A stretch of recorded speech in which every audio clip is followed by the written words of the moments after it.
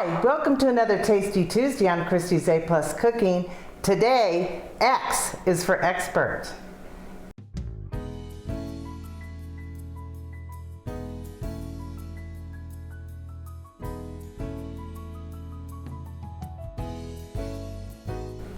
And we have a fun surprise today. We have a guest cook here to help us share because she's an expert. Her name is Pritchett, and when Elena Clements suggested this theme, I thought for a long time who I could invite to guest star on this show. And Ellen's name just kept coming up because we put together several parties for our church, and I just noticed she had a talent for making things look beautiful. And so I'm going to let her take it away. Okay. Well, thank you. I appreciate that, Christy. I really love enhancing the platters when I serve them. I did go to BYU and got a degree in home economics, and there one of the classes I took was meal preparation, and one of the segments was on decorating. So I love doing that. I'm going to just show you what the plates could look like before. So you're getting ready for a party. This is a queso cheese. This is a brie cheese. It's just a cheese platter. Very plain, right? Very plain. But we're going to demonstrate how you can take a pepper, and I'll show you how to cut it in just a second, but I'm going to demonstrate how you can take a few peppers and place them on top of your cheese or potato salad or macaroni and cheese or tuna casserole, whatever you have. And this is a green onion, and then you see how I will show you how I cut the peppers, and I put them in ice water. And then I just set them on top here, give them a decorative look and enhance this. You could even do a strawberry. You could spread the strawberry and put it here. This is the brie cheese. You could put it off to the side. And I'm going to demonstrate a tomato rose. And then I'm going to demonstrate how to do a swan apple and see how that apples and cheese goes really well together, and the apple swan just really enhances it. I also like to use some parsley. Parsley is really great for bringing in additional color. You could put the parsley here around your tomato rose. You could even use celery. Here's some celery leaves. That might make a nice little bed for your swan. And just, you know, clusters of 3 seem to be really nice. There we go. Your guests can still get their cheese and crackers. They can even get some slices of these apples. Let's do a little bit more here with the tomato and the strawberry. I have to admit, I was most excited when she told me she was going to make an apple swan. That's the one I was really excited about. So I can't wait to see how she does that. Okay, so, and then another thing you could do to finish off this queso cheese is put some tomato, slices of tomato and cucumber layered, and put that around the perimeter, and it just adds to the color. It makes it as beautiful and as it is tasty. So let me demonstrate how I made these pepper flowers. First I take I'm going to get a cutting board, and you want to wash all your fruits and vegetables first. Rinse them under some water. So I take this, and I'm going to make some triangular cuts down to the point. And I'm just going to go back and forth all the way around.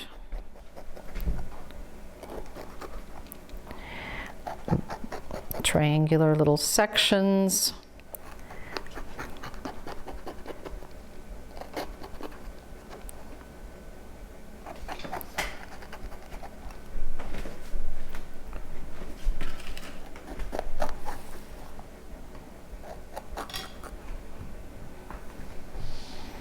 Okay, and then you gently pull that apart.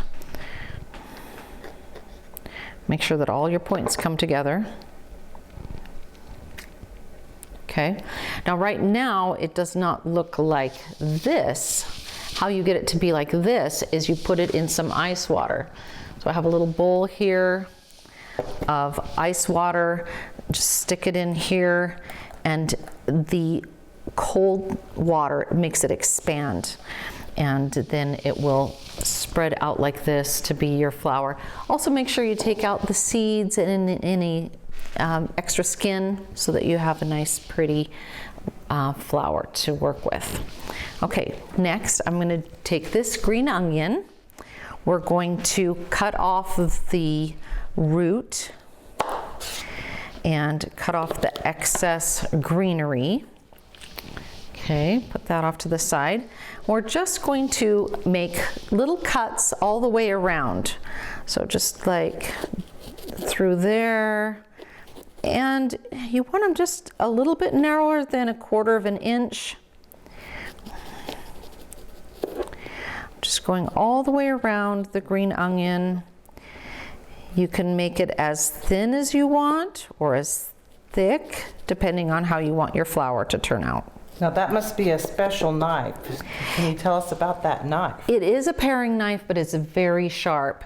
Actually, dull knives can be kind of dangerous, you know, because you're pressing harder with a dull knife, but a sharp knife will cut through nicely. It does look like a flour already, but if you put it in the ice water and let it sit for a while, look how much it opens up, gives it a little bit more of a spread out look. Okay, now let's see, let's do the strawberry. Strawberry is super easy and it can look so pretty. You just take your strawberry, this one already has a few cuts already made. You cut down like petals, just cutting about 1/4 of an inch, cutting down like this. And then you spread it and it makes a nice flower. You can put that on your plate. Add a little bit more parsley or leaves to give it a little bit of greenery. Now, let's try a radish. This is what a radish looks like before it's beautified. And then this is what it looks like. We're going to do the same process as we did with the strawberries. So, you know, you cut off your root, and then you cut off the greenery, and then you just do the same thing as you just did with the strawberry, coming down and then going in, and then turn, rotate it, and do the same thing. I like to do 3 sides. So if you can see here, I'm just going in like that. Now, right now it just looks like a cut radish, but once it's sat in the water for a while, you'll get these nicer looking petals that'll spread open as you do that, as it sits in the water. So see, here's another one that's spread a little bit. Now, the longer you leave it in the ice water, the longer it will, you know, look better because it'll spread out better. So this one was only done just before we started the video, and even though it does look pretty, it'll be prettier once it's been in the ice water for at least a couple hours. All right, now I'm going to show you how to do a tomato rose. It's actually quite easy and it looks so spectacular. You'll want to go from the top, take your sharp knife, and just go in at an up and down motion, peeling it, much like you would peel an apple, in a circular manner, spiraling it around, and just keep going. The inside, we're not going to use for the rose, the inside of the tomato, but you can use it for inside a salad or any recipe that calls for a tomato. You'll see that I am going up and down with the knife. It helps that process of peeling.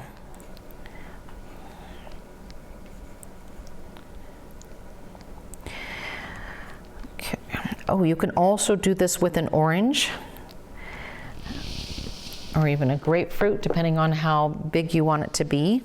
Now you're going to take your peeling and you're going to roll. Just roll, roll, roll.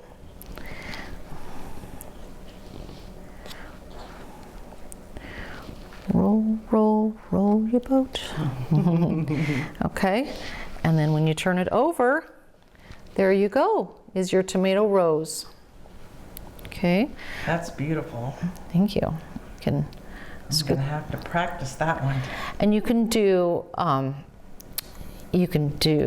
2 or 3 or just 1 or whatever you want to do. Okay, to make it, you don't want too much on your plate because too much will, we'll be overdoing it, but just enough to make it look really pretty. It's going to be as appealing to the eye as it is to the palate. Okay, now we're going to do the swan apple. All right, I am going to get my larger knife. And here's a little trick. Using a set of chopsticks helps so that you don't go all the way through the apple. You could also, if you don't have chopsticks, you can use a knife. Like you could lay out a flat butter knife on each side. Now, to start off, you're going to trim the bottom. That helps the apple stay flat. It also, you're going to keep this because you're going to use it to make your swan's head. Okay. Now you're going to cut out the sides. So we're going to go straight down. You're leaving a little bit of a gap.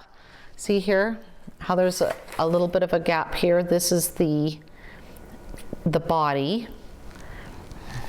So we're going to go straight down here.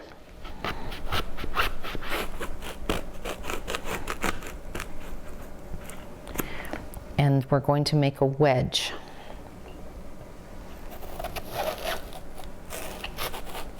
So you want to keep cutting until you're able to get your wedge out.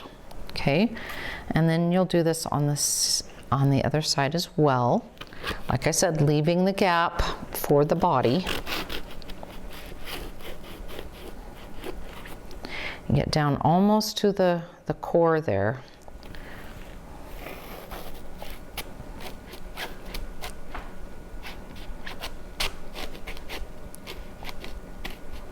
Okay, there you go. So this is the body of the swan.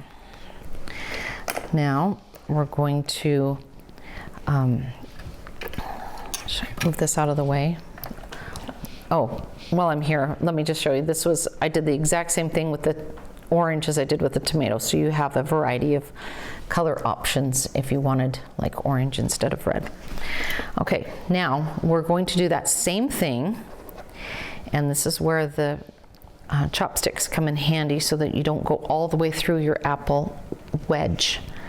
You want approximately 1/4 of an inch.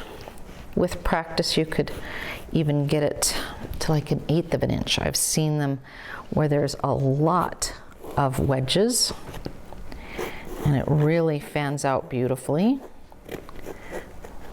But so you've got one, and we're going to do this again. Just going to keep cutting out wedges.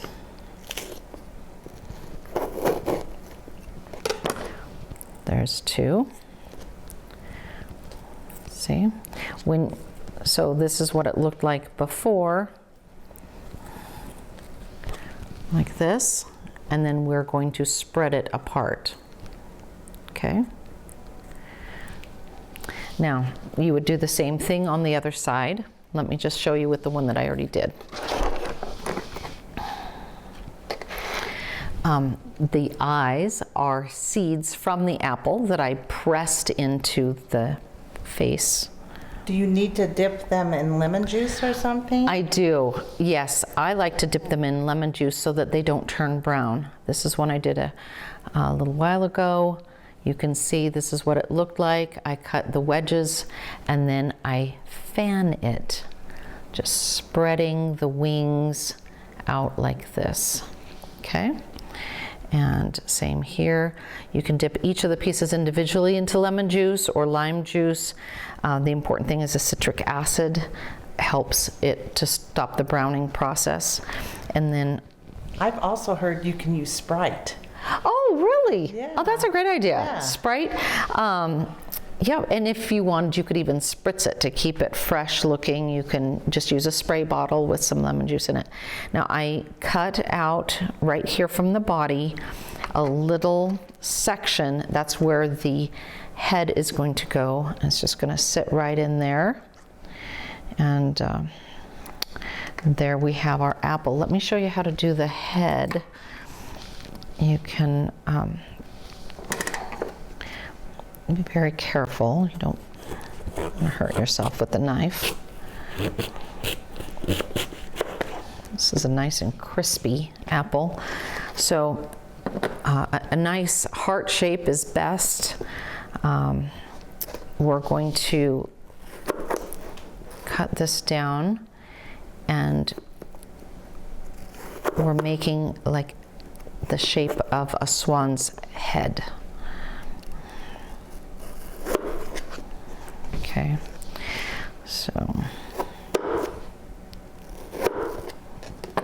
there we go. And then you can put your seed in on each side, and I like to trim off the bottom a little bit. And when I'm done, then I would cut a little opening here and stick the head inside. Okay, any questions? I don't think so, but I'm wondering. So you have to do the other wing on You this do side. have to do the other wing too. Do you need this piece at all? Not anymore. That's just Nope. Nope.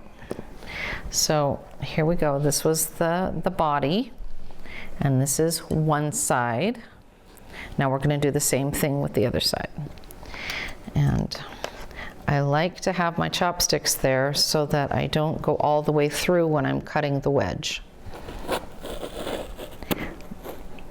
See how it stops me from going all the way down?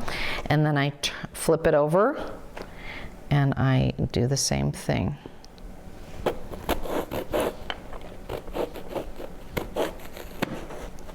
I can hear my knife hitting the chopstick. It makes it so that it doesn't go all the way through. See? So that's your...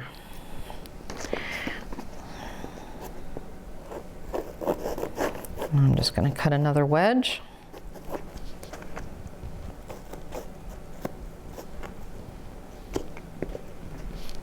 Flip the apple over. It's easier to go downward when you're cutting versus like trying to go like this.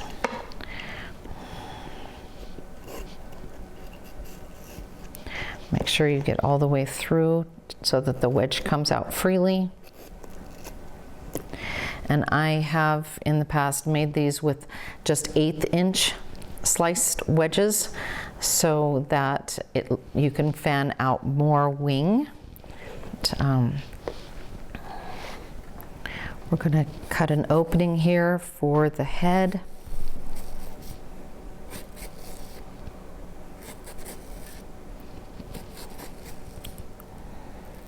See right there, right out of the body. I've also seen this done where you take a toothpick and you go in here, but I think it looks a little bit better to come in so it looks like it's actually coming on top of the body. Just making a little rectangular section cut out.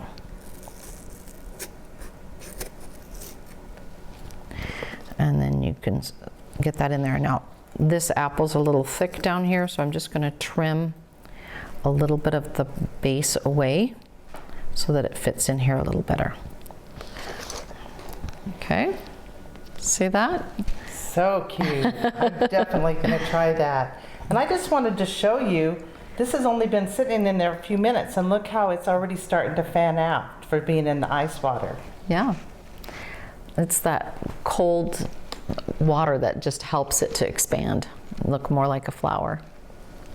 Here are today's garnishes Ellen made.